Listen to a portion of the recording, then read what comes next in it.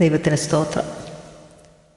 ആരാധ്യൻ യേശുപരാ, സ്തുതിക്കുന്നു ഞാൻ പ്രിയനേ. തേജസ്സേഴും നിൻമുഖമൻ ഹൃദയത്തിനാനന്ദമേ.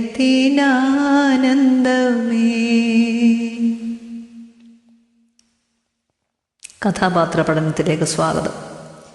ഇയ്യോബിൻ്റെ മാതൃകാ കുടുംബത്തെപ്പറ്റി ചിന്തിച്ച് നാം പെൺകുട്ടികൾക്ക് കുറേ ഉപദേശമൊക്കെ നൽകി. എവിടെ നോക്കിയാലും ഉപദേശം പെൺകുട്ടികളോടാണല്ലോ. എന്നാൽ കുടുംബത്തിൽ ആണും പെണ്ണുമുണ്ട്. ഒരു ത്രാസിൻ്റെ രണ്ട് തട്ടുകൾ പോലെ. ഒന്ന് മാത്രം താണിരുന്നാലോ? അത് ശരിയാവില്ല. എനിക്ക് 3 ആൺപിള്ളേരാണുള്ളത്. അതുകൊണ്ട് ധൈര്യമായി പറയുക. അമ്മമാർ അവരെ കുറേ മര്യാദയ്ക്ക് വളർത്തണം. പറയാം. ഉൽപ്പത്തി 2:15. യഹോവയായ ദൈവം മനുഷ്യനെ കൂട്ടിക്കൊണ്ടുപോയി ഏദൻ തോട്ടത്തിൽ വേല ചെയ്യുവാനും അതിനെ കാപ്പാനും അവിടെ ആക്കി. ഉൽപ്പത്തി 2:18. അനന്തരം യഹോവയായ ദൈവം, മനുഷ്യൻ ഏകനായിരിക്കുന്നത് നന്നല്ല, ഞാൻ അവന് തക്കതായൊരു തുണ ഉണ്ടാക്കി കൊടുക്കും എന്നരുളി ചെയ്തു. തക്കതായൊരു തുണ.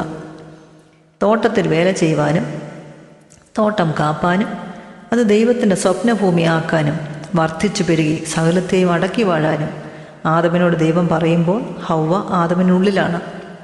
ഫിസിക്കലി ദൈവത്തിൻ്റെ സ്വപ്നം പൂർത്തിയാക്കാനും തന്നോടൊപ്പം വേലയിൽ സഹായിക്കാനും ഒപ്പം വാഴുവാനുമാണ് ഹൗവയെ ദൈവം പുറത്തെടുത്ത് കൂട്ടിക്കൊടുക്കുന്നത്. തക്കതായ തുണ. ഒറിജിനൽ ഹീബ്രു വേർഡ് എയ്സർ എന്നാണ്. അർത്ഥം തുണ, ഹെൽപ്പർ, സഹായി.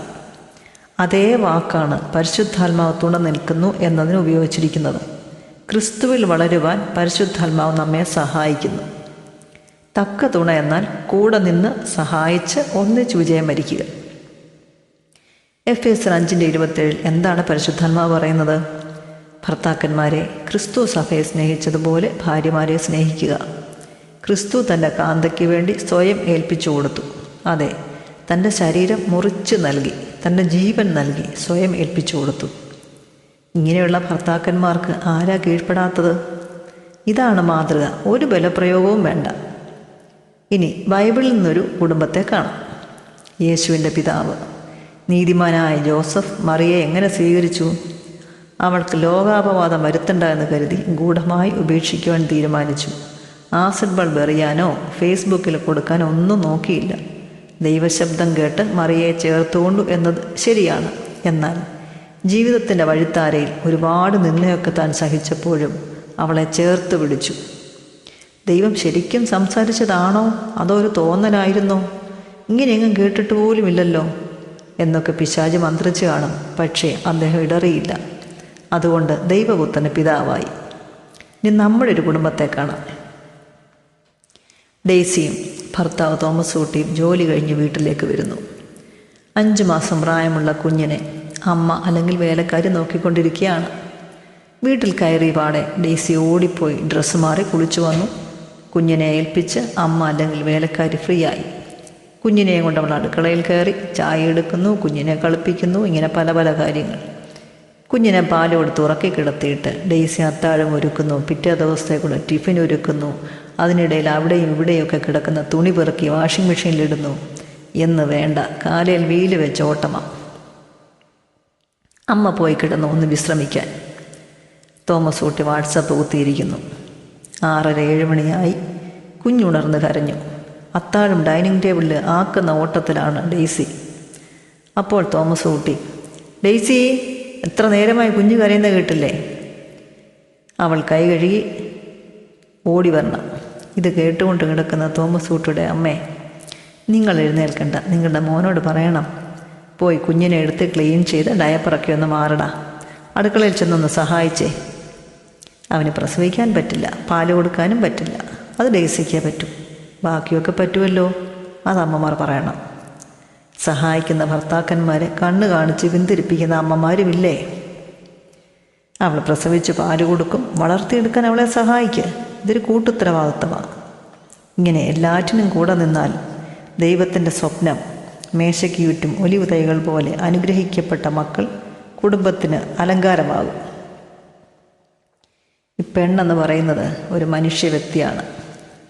അവൾക്ക് ക്ഷീണമുണ്ട്, മാനസിക സംഘർഷങ്ങളുണ്ട്, ആഗ്രഹങ്ങളുണ്ട്, സ്വപ്നങ്ങളുണ്ട്, വികാരങ്ങളുണ്ട്.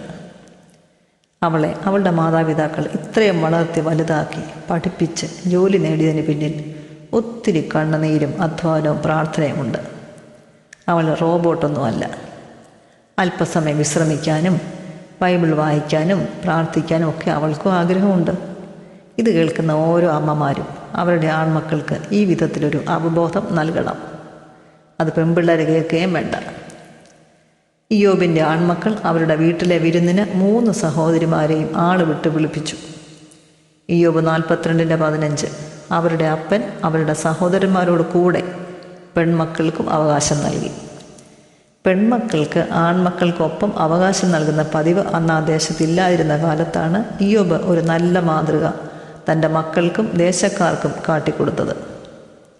പെൺമക്കൾക്ക് അവരോടൊപ്പം അവകാശം നൽകി അവരെ ബഹുമാനിച്ചു. പുരുഷനിലുള്ള അതേ ദൈവിക അംശമാണ് സ്ത്രീയിലുള്ളത്. ആ ദൈവാംശത്തെ മനസ്സിലാക്കി ബഹുമാനം നൽകാൻ മാതാപിതാക്കൾ ആൺമക്കളെ പഠിപ്പിച്ചാൽ അവർ പുറത്തുള്ള പെൺകുട്ടികളെ കമൻ്റടിക്കാനും തോണ്ടാനും പിടിക്കാനും നശിപ്പിക്കാനും ഒന്നും പോവില്ല. ആ ദൈവഭയം അവർക്കുണ്ടാകണം. മറ്റുള്ളവരുടെ മുമ്പിൽ വെച്ച് തമാശയായിട്ട് പോലും ഭാര്യമാരെ കളിയാക്കരുത്. അവളുടെ വീട്ടുകാരുടെ കുറ്റമോ കുറവോ പറയരുത്. കുടുംബജീവിതത്തിൽ സ്ത്രീയും പുരുഷനും അന്യോന്യം മത്സരിച്ചും തർക്കിച്ചും ജയിക്കാൻ ശ്രമിക്കാതെ തോറ്റുകൊടുത്താൽ അതാണ് വിജയം. ഇങ്ങനെ ഒരുപാട് വിജയ രഹസ്യ മന്ത്രങ്ങളുണ്ട്. സ്വന്തം ശരീരത്തെ എന്ന പോലെ അന്യോന്യം സ്നേഹിച്ച് ദൈവത്തോട് ചേർന്ന് കുടുംബജീവിതം നയിപ്പാൻ ദൈവം നമ്മെ സഹായിക്കട്ടെ. അങ്ങനെ അനുഗ്രഹിക്കപ്പെട്ട തലമുറ നമുക്കുണ്ടാകട്ടെ എന്ന പ്രാർത്ഥനയോടെ ഇന്നത്തെ ക്ലാസ് ഇവിടെ അവസാനിപ്പിക്കാം. ദൈവനാമം വാഴ്ത്തപ്പെടുമാറാകട്ടെ.